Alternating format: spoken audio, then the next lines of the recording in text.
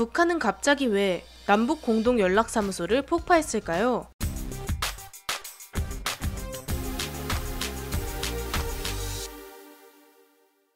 안녕하세요, 지식스토리입니다. 북한이 지난 6월 16일 개성의 남북 공동 연락사무소를 폭파했는데요.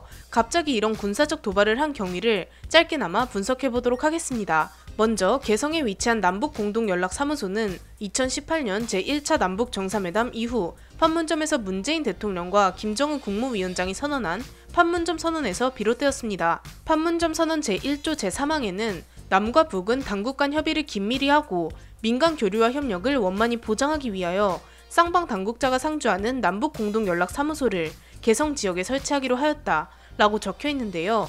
즉, 대한민국 헌법에는 북한 정권을 국가로 인정하지도 않았고 6.25 전쟁이 공식적으로 종전선언이 되지도 않았기에 남북 간의 외교적 소통 채널이 매우 부족했습니다. 특히 북한은 간악한 남조선 놈들이라고 방송에서 자기 할 말은 마음대로 던지지만 우리가 북한에게 말을 하면 정작 제대로 답을 주지도 않았죠. 그래서 서로 소통 좀 하고 살자면서 설치하게 된 건물입니다.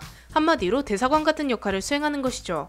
물론 주한미국 대사관과 같은 구색을 띠진 못하지만 그와 비슷한 의미를 부여하는 곳이었습니다. 기존의 개성에 위치한 남북교류협력 협의사무소 건물을 전반적으로 리모델링하여 재탄생시킨 것인데요.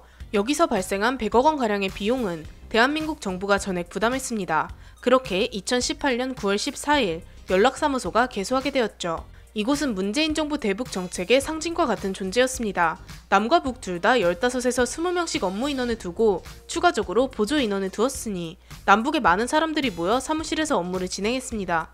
처음에는 제대로 된 소통을 도와주는 소통 창구로서의 역할을 수행해 나갔습니다. 그러던 중 2019년 3월 22일 북한이 연락사무소에 북측 인원을 전원 철수시켜 우리와의 소통을 일방적으로 끊는가 싶었지만 얼마 뒤인 25일에 일부 인원이 복귀하면서 정상 업무를 이어나갔습니다. 그 뒤로는 코로나로 인해 물리적인 출근을 멈췄지만 서울 평양 직통 연락망으로 업무를 지속했습니다. 그런데 2020년 6월 9일 낮 12시를 기준으로 북한은 청와대 한라인을 포함해 남북이 갖고 있는 모든 통신선을 폐기한다고 밝혔습니다. 북한의 표면적인 이유는 대북 전단지 살포를 비롯한 남한으로부터 비롯된 남북 관계의 악화라고 했죠. 조선중앙통신은 남조선 당국과 더는 마주 앉을 일도 논의할 문제도 없다는 결론에 도달했다라고 보도했습니다. 그래서 이재명 경기도지사는 대북 전단지를 살포한 사람을 현행범으로 체포한다고 하는 등 대북 전단 살포를 막기 위한 많은 행동들을 진행했습니다. 하지만 결국 2020년 6월 13일 북한의 김여정은 머지않아 쓸모없는 북남 공동 연락사무소가 형체도 없이 무너지는 비참한 광경을 보게 될 것이다 라며 아주 강력한 선언을 해버립니다. 김여정은 김정은의 여동생이자 조선노동당 제1부부장이며 김정은 다음가는 막대한 권력을 자랑하는 인물이죠. 그녀는 또한 비무장지대에 군대를 다시 진출시켜 북한의 군사 태세도 강화하겠다고 밝혔습니다. 북한은 결국 말로만 겁을 준 것이 아니라 2020년 6월 16일 14시 49분경 남북 공동 연락사무소를 폭파해버렸습니다. 개소한 지 1년 9개월 만에 흔적도 없이 사라진 것이죠. 그리고 북한의 대남 사업을 대적 사업으로 전환해 우리나라를 강력하게 배척해버렸습니다. 폭파가 일어나기 며칠 전인 6월 12일만 하더라도 우리나라는 남북연락사무소의 시스템을 업그레이드할 사업자를 모집하고 있었다고 합니다. 바로 전날에는 북한에게 연락 창구를 닫지 말아달라고 부탁했지만 북한은 그대로 날려버렸죠. 북한은 표면적으로 대북 전단지를 핑계로 삼았지만 사실 전단지는 과거부터 꾸준히 뿌려진 것이었기에 전문가들은 북한이 이런 행동을 벌이게 된 진짜 이유가 아닐 것이라고 입을 모으고 있습니다. 북미 관계가 북한의 생각처럼 흘러가지 않기 때문에 우리나라에게 무력 도발을 통해 압박을 가한 것이라는 주장이 많습니다. 동시에 북한이 우리나라 정부에게 더 이상 기대할 것이 없다는 의미이기도 합니다. 일각에서는 김여정을 차기 후계로 구축하기 위해 실질적으로 군을 지휘하는 김여정의 모습을 보여주기 위함이라는 해석도 있습니다. 전문가들은 북한이 이런 도발을 순차적으로 감행하면서 한반도의 긴장을 장기적으로 끌 가능성이 높다고 보고 있습니다. 북한은 아직 우리나라를 위협할 카드가 아주 많이 남아있기 때문이죠. 이에 대해 우리나라 국방부는 경계 태세를 높여 강력하게 대응할 것이라는 입장을 밝혔으며 추가 진행될 수 있는 군사 사태에 대비하고 있는 상황입니다.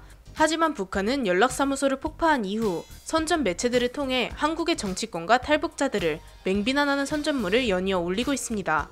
도륙이나 불벼락 등의 자극적인 어휘를 사용하고 있죠.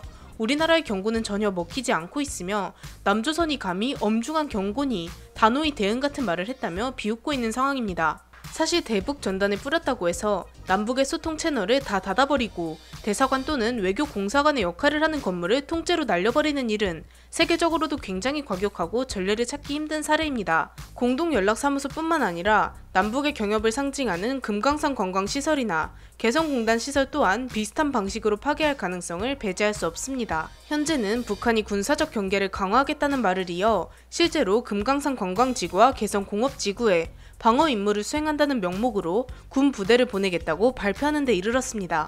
연대급 부대들과 화력 구분대가 배치될 예정입니다. 전선에서 1호 전투 군무체계로 격상시켰는데 이는 최고 경계태세로 추정되며 준전시 상태와 유사한 수준입니다. 화기에 실탄과 탄약을 장착하고 완전 군장을 꾸린 후 진지에 투입되는 단계이죠. 또한 남에서 요구한 특사 파견도 거절해버렸습니다. 우리나라와 소통할 의지가 없는 것으로 보입니다. 이렇게 고조되고 있는 남북의 긴장 상태에 대해 알아보았는데요. 남북 관계가 현재 굉장히 위험한 상황인 만큼 이 사태가 원만하게 해결되길 바랍니다. 영상을 재밌게 보셨다면 구독과 좋아요 부탁드립니다. 감사합니다. 지식스토리였습니다.